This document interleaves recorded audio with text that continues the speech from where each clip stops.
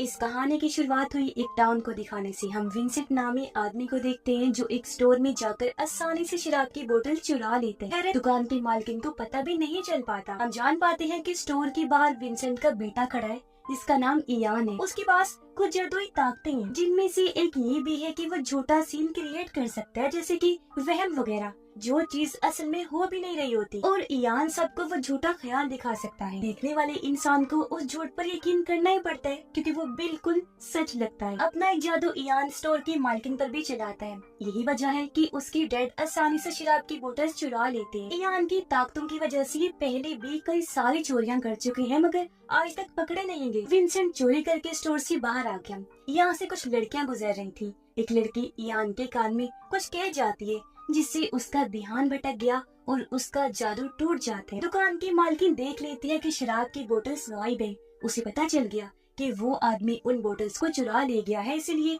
वो हथौड़ा लेकर बाहर आती है। लेकिन इससे पहले विंसेंट पर हमला करते एक बार फिर इयान अपना जादू करते हैं। औरत को रोकने के लिए वो उसे ऐसा ख्याल दिखाता है जैसे इयान के हाथ में गन है और वो उसे गोली मारने वाला है। औरत जैसे उसके पास गई, इयान ने शूट कर दिया। इस चीज को सच मानकर औरत नीचे गिर गई, जिस चीज का फायदा उठाकर वो बाप बेटा यहाँ से भाग निकले। पर ये देखकर एक पुलिस वाला वहाँ आकर औरत को चेक करते, जो जाहिर बिल्कुल ठीक थी, उसे गोली नहीं लगी थी। मगर अब पुलिस ऑफिसर दोनों का पीछा करने लगता है। विंसेंट इयान पर गुस्सा करने लगा कि क्या जरूरत थी अपनी ताकतों को सबके सामने इस्तेमाल करने की। इयान कहते हैं, हम ये छोटी मोटी चोरियां क्यों करते हैं, एक बार ही बैंक लूट लेते हैं जिससे हम माला माल हो जाएंगे। पर विंसेंट ये कहकर मना कर देते हैं कि बैंक वालों को तुम बेवकूफ नहीं बना सकते क्योंकि वो लोग तुम्हारी ताकतों को देखते ही तुम्हें पकड़ लेंगे और न जाने तुम पर कौन कौन सी टेस्ट करेंगी। मगर इयान समझ नहीं पाता कि डैड आखिर किसके बारे में बात कर रही हैं। अब पुलिस वाला इनके पीछे पड़ा था, इन्हें जान बचानी थी, इसलिए इयान एक बार फिर अपनी उसी ताकत को यूज करते हैं। पुलिस वाले को ऐसा सीन दिखाता है जैसे उसकी गाड़ी पर बर्फ के ओले पड़ रहे हैं। गाड़ी का एक्सीडेंट हो गया, वो उलट गई और सीधा एक पेट्रोल पंप के पास जाकर रुकी, जिसके सीसीटीवी में हमने साफ साफ देखा कि गाड़ी एकदम सीधी आकर रुकी है क्योंकि ये एक्सीडेंट एक वहम था, झूठा ख्याल। ये सारा नजारा एक औरत एड्रियन ने भी देख लिया था। वो अपने साथियों को शाबाशी देती है कि तुमने बहुत अच्छा काम किया इयान को ढूंढने में। जिससे हम समझ पाते हैं कि एड्रियन इयान का पीछा कर रही थी और अब वो किसी को फोन करके भी बता देती है कि हमने उसे ढूंढ लिया। खैर दोनों बाप बेटा अपने ठिकाने पर आ गए, जो टूटी फूटी शिप थी। यहाँ विंसेंट इयान को उसकी माँ की तस्वीर दिखाता है। उसने इयान को बताया हुआ था कि तुम्हारी मॉम की मौत हो गई है, तुम्हें मैंने अकेले ही पाल पोस कर बड़ा किया। लेकिन इयान ऐसी जिंदगी से खुश नहीं था क्योंकि विंसेंट की लगाई गई पाबंदियों से वो ना खुश था। उसके डैड इयान को बाहर जाने नहीं देते थे, ये कहकर मना कर देते थे कि तुम खास हो, बाहर जाना सेफ नहीं, तुम कोई आम इंसान नहीं हो। अब जो पुलिस वाला उनके पीछे लगा था वो एक बार में आता है और उस एक्सीडेंट के बारे में अपने दोस्त को बताता है। उसकी सारी बातें पास बैठे आदमी ने सुन ली, जो भी कोई आम इंसान नहीं था बल्कि म्यूटेंट था। उसके पास भी ताकतें थी जिनकी मदद से वो ऑफिसर के दिमाग से जानकारी निकालता है। ऐसा होते ही ऑफिसर बेहोश। हमें पता चलता है कि कहानी में इन म्यूटेंट लोगों को परसेप्टर कहा गया है। उधर एड्रियन अपने साथियों के साथ दोनों बाप बेटे के ठिकाने पर आ जाते हैं ताकि वो इयान को हासिल कर सके, जिसकी कब से इन्हें तलाश थी। ये लोग एक खुफिया एजेंसी के लिए काम करते थे। पहले विंसेंट भी उसी एजेंसी के लिए काम किया करता था, इसीलिए एड्रियन और विंसेंट दोनों एक दूसरे को जानते थे। लेकिन फिर कुछ ऐसा हुआ कि सब बदल गया। ये लोग एड्रियन को मारते हैं और उसे इयान के बारे में पूछते हैं, मगर वो अपना मुंह बंद रखता है। पता चलता है कि एड्रियन एक साइंटिस्ट है और वो जिस एजेंसी अवेयरनेस के लिए काम करती है उनका काम था इयान जैसे लोगों पर एक्सपेरिमेंट तजुर्बे करना, क्योंकि उन लोगों को ऐसी ताकतें देने वाली भी वो एजेंसी ही थी। उन्होंने ये इंसान, ये परसेप्टर खुद बनाए, उनके अंदर खास किस्म का फार्मूला डालकर, जिससे ये सुपर पावर्स रखने वाले इंसान बन गए, ये म्यूटेंट्स, जिन्होंने जंग बहुत अच्छी लड़ी और अपने मुल्क को जंग जिताई। पर बाद में गवर्नमेंट को खतरा पड़ गया कि कहीं ये सुपर ह्यूमन, ये म्यूटेंट हमारे खिलाफ ही ना हो जाए, इसीलिए गवर्नमेंट ने एक एक करके सभी परसेप्टर को खत्म कर दिया। एड्रियन कहती है, अब इस दुनिया में सिर्फ एक ही परसेप्टर बचा है जिसे भी हम बहुत जल्द पकड़ लेंगे। वो यहाँ इयान के बारे में बात नहीं कर रही थी, हालांकि उसके पास भी वो ताकतें थी, मगर उसे परसेप्टर इसलिए नहीं कहा जा रहा था क्योंकि वो एक परसेप्टर से पैदा हुआ था, जो चीज नामुमकिन थी क्योंकि परसेप्टर जन्म नहीं दे सकते। इसीलिए तो इयान एक चमत्कार था जिसे सालों से विंसेंट छुपा रहा था। इन लोगों को पता चल जाता है कि इयान एक गेमिंग जोन में गया है जहाँ वो परसेप्टर भी आया हुआ था इयान को ढूंढने। अब एड्रियन जिस आखिरी परसेप्टर की बात कर रही थी वो और कोई नहीं बल्कि यही परसेप्टर था जो बार में बैठा था, जिसने पुलिस ऑफिसर का दिमाग पढ़ा था। उसे पता चल गया था कि एड्रियन के लोग इयान को पकड़ने आ गए हैं, इसलिए वो उनका ध्यान भटकाने की कोशिश करते हैं, जिस वजह से वहाँ हलचल मच गई। गोलियां चलती है, लोग डरकर भागने लगते हैं। इस बीच इयान परसेप्टर को देख लेते हैं। उसे पता चल गया कि ये भी म्यूटेंट है, लेकिन इससे पहले परसेप्टर उसके पास जाता है। एड्रियन के लोग परसेप्टर के सर पर हेलमेट लगा देते हैं, पर हम देखते हैं कि वो इतना ताकतवर है कि बिना देखे भी उन लोगों से लड़ रहा था। लेकिन उसे लड़ते लड़ते काफी देर हो गई थी, क्योंकि एड्रियन इयान को अपने साथ ले जा चुकी थी। एड्रियन इयान को भी वो हेलमेट पहनाकर उसका ब्लड सैंपल लेती है। फिर एजेंसी में लाने के बाद उसे बताती है कि कई सारे लोग इस एजेंसी अवेयरनेस के खिलाफ काम कर रहे हैं, अपनी ताकतों का गलत इस्तेमाल करके। अवेयरनेस के खिलाफ काम करने वाले बागी लोगों ने अपनी एक आर्मी बनाई है, जिनका एक हेड भी है। इयान पूछता है, मगर इन सब से मेरा क्या लेना देना है? एड्रियन उसे बताती है कि अगर हम तुम्हें यहाँ ना लाते तो वो परसेप्टर तुम्हें मार देता, क्योंकि वो अवेयरनेस का आखिरी बचा हुआ परसेप्टर है। तुमसे ज्यादा ताकत है उसके पास और वो चाहता है कि तुम उसका साथ दो। अगर तुम ऐसा नहीं करोगी वो तुम्हें मार देगा। और अब मैं ये चाहती हूँ कि तुम हमारे साथ काम करो। तुम्हारे खून में परसेप्टर वाला जो फॉर्मूला है मुझे वो चाहिए, ताकि तुम्हारी ताकतों को एक्टिवेट या फिर डीएक्टिवेट किया जा सके। और हाँ, तुम्हारे डैड भी हमारे पास है। अगर तुम चाहते हो कि तुम अपने डैड से मिलो तो तुम्हें मुझे अपनी ताकतें दिखानी होंगी। वो कहती है, चलो तुम मुझे कोई इंसान बनाकर दिखाओ, यानी इंसान का झूठा ख्याल बनाओ। इयान इसके लिए मना कर देते हैं, कहता है ऐसा मुमकिन नहीं, मैंने कई बार कोशिश की लेकिन इंसान नहीं बन पाया आज तक। एड्रियन कहती है, अच्छा बीच और समंदर का झूठा सीन ही बना दो। इयान कोशिश तो करता है मगर उससे हो ही नहीं पाता। एड्रियन कहती है, ऐसा इसलिए हो रहा है क्योंकि तुम्हें अपनी ताकतों का अंदाजा ही नहीं है। अपने जज्बात को पहचानो, उनका इस्तेमाल करो, क्योंकि फीलिंग्स के जरिए तुम ऐसा कर सकते हो। वो इयान को उसके बचपन का टाइम याद करवा के उसे उसकी मॉम की तस्वीर दिखाती है, जिससे गुस्सा होकर इयान भी उसे समंदर और बीच का झूठा सीन दिखा देते। अब यहाँ इयान ने एक मक्खी भी बनाई थी जो उसे एड्रियन ने ही कहा था। वो कहती है कि अब तुम इस मक्खी को असली दुनिया में लेकर जाओ, जिसे सिर्फ मैं ही देख सकूं, क्योंकि ये तुम्हारी ताकत है, तुम असलियत बना सकते हो। इयान उसे कहता है कि तुम अगर चाहती हो कि मैं ऐसा करूं तो मुझे पहले मेरे डैड से मिलवाओ। एड्रियन उसे विंसेंट के पास लेकर गई जो बेहोश था। एड्रियन इयान को कहती है कि तुम्हारे डैड ने आज तक तुमसे झूठ बोला। इयान को उसकी बातों पर यकीन नहीं आता। वो कहती है, अगर तुम चाहो तो विंसेंट के दिमाग में देख सकते हो, जो भी इयान की ताकत ही थी, किसी के भी दिमाग को पढ़ना, जो चीज उस परसेप्टर ने भी की थी, पुलिस ऑफिसर का दिमाग पढ़ के। और अब इयान भी अपने डैड की यादों में चला जाता है। वो देखता है कि अवेयरनेस की लैब में जहाँ एड्रियन और विंसेंट एक साथ काम किया करती थी, वही इयान की मॉम भी थी जो परसेप्टर थी। लेकिन इयान की मॉम जब वहाँ से गायब थी तो एड्रियन ने इयान को चुरा लिया, यानी कि वो इयान का असली डैड नहीं है। इयान के होश में आने पर विंसेंट बेहोश हो गया।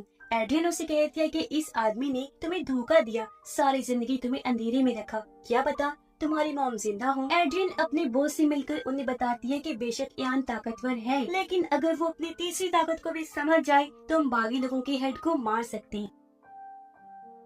अब इस तीसरी शक्ति के बारे में हम आगे जानेंगे। अब अवेयरनेस में ही काम करने वाली एक फाइटर लड़की जो एड्रियन की साथी थी शायद, वो इयान को आकर बताती है कि ये लोग न जाने तुम पर कौन कौन से टेस्ट करेंगे, इसीलिए बेहतर होगा कि यहाँ से भाग जाओ, मैं तुम्हारी मदद कर सकती हूँ। उसकी बात इयान को पसंद आई और वो मान गया। परसेप्टर भी अपना बेस बदलकर एजेंसी में घुस आया था। फाइटर लड़की इयान को लेकर वहाँ से भागने लगी। हालांकि सिपाही उन्हें रोकने की कोशिश करती हैं, मगर वो लड़ने में काफी माहिर थी तो सबको मार गिराती है। इयान और उसके डैड को लेकर यहाँ से निकल जाती है। एजेंसी में परसेप्टर को जब पता चला कि इयान यहाँ से भाग गया है तो वो उसका पीछा करने लगता है, लेकिन इयान अपनी ताकतों से सबको चकमा देकर यहाँ से भाग जाता है। ये तीनों एक होटल में गए। इयान की उस फाइटर लड़के से दोस्ती हो गई, लेकिन अब इयान विंसेंट को लेकर काफी परेशान था। वो जानना चाहता था कि मेरे असली डैड कौन है और मेरी माँ के साथ क्या हुआ था। इस पर फाइटर लड़की उसे कहती है कि तुम अपने डैड के दिमाग में जाकर ये चीज देख सकती हो। इसलिए इयान एक बार फिर अपने डैड का दिमाग पढ़ने लगता है। उसे उस लैब का एड्रेस मिल जाता है जहाँ से विंसेंट ने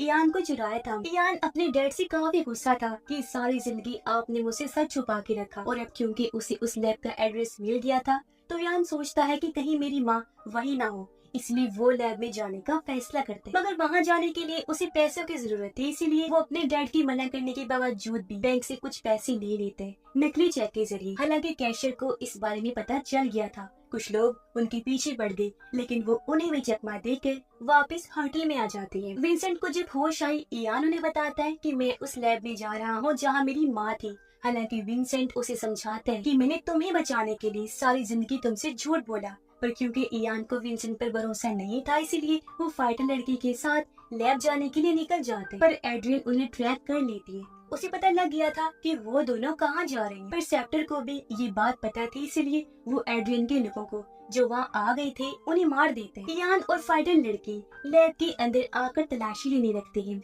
इन्हें खुफिया दीवार के पीछे से बहुत सारी फाइल्स मिली जो सारा लैब का डेटा था। इन्हीं में एक फाइल इयान की मॉम की भी थी। विंसेंट जब अपने शिप में वापस आया तो वहाँ एड्रियन भी आ गई जो कहती है कि हमारी मदद करो क्योंकि जो भी है इस टाइम इयान को तुम्हारी जरूरत है, तुम उसके डैड हो। इसलिए विंसेंट मान जाता है। उधर पर सेप्टर इयान के सामने आ गया और क्योंकि वो इयान से ज्यादा ताकतवर था इसीलिए उसे झूठे ख्याल दिखाकर पकड़ लेते। उसे मारता नहीं, बस बताने लगा कि किस तरह एजेंसी वालों ने तुम्हारा इस्तेमाल किया। तुम्हारे और मेरे जैसे लोगों को उन्होंने लैब में बनाकर फिर अपनी एक आर्मी बनाई, यानी एजेंसी, जिसका नाम है अवेयरनेस। वो फिर उसी बागी ग्रुप के हेड के बारे में बताता है। कहता है कि वो परसेप्टर बहुत ताकतवर था, उसने बहुत सारे लोगों की जान बचाई और अपनी एक अलग टीम बना ली।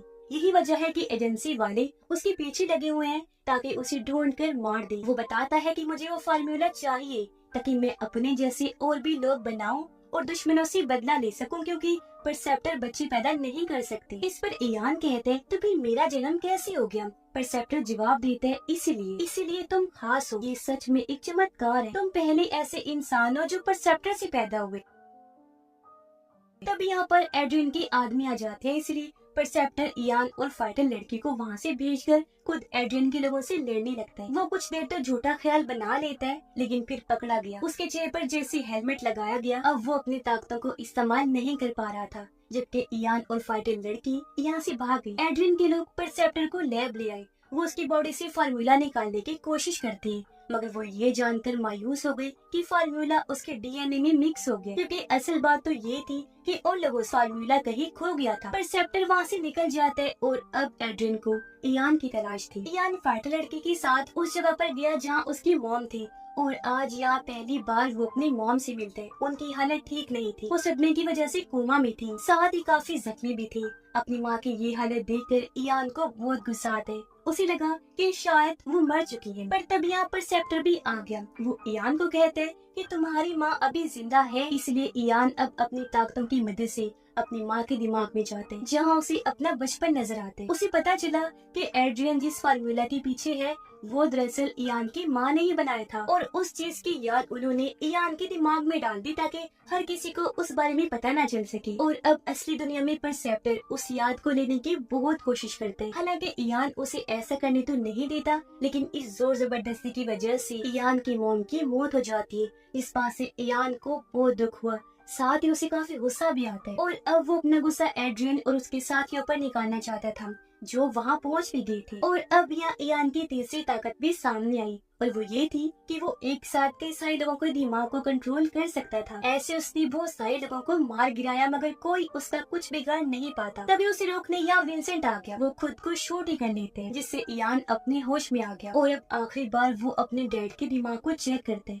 उसे पता चला कि असल में इयान की माँ ने विंसेंट को कहा था कि मेरे बेटे को कहीं दूर ले जाओ किसी महफूज जगह पर, यानी विंसेंट ने जानबूझकर उसका बच्चा नहीं चुराया था। ये देखकर इयान को दुख हुआ। वो अपने डैड से माफी मांगता है और इसी के साथ उनकी मौत हो जाती है। अब परसेप्टर फार्मूला हासिल करने के लिए फाइटर लड़की का इस्तेमाल करते हैं, उस पर गन पॉइंट करके मारने की धमकी देते हैं। ये देखकर एड्रियन इयान को कहती है कि कोई फाइटर लड़की है ही नहीं, ये तो बस छलावा है, फाइटर लड़की का झूठा ख्याल जो परसेप्टर ने तुम्हारे दिमाग में डाला। इयान जब इस बात पर गौर करते तो उसे भी यकीन हो गया कि शुरू से लेकर अब तक कोई फाइटर लड़की थी ही नहीं, बल्कि वो तो झूठा कैरेक्टर बनाकर परसेप्टर ने मेरे दिमाग में डाला। इसलिए इयान उसकी बातों में आए बगैर उसे शूट कर देते, जिससे परसेप्टर फाइनली मारा जाता। सिर्फ फाइटर लड़की रह गई क्योंकि वो खुद ही बनाया गया कैरेक्टर था और एक ही लोक में वो चल रही थी। फिर हम कुछ टाइम की बात का सीन देखते हैं जहाँ इयान और एड्रियन कब्रिस्तान में थे। इयान उसे कहता है कि मैं उन सभी लोगों को खो चुका हूँ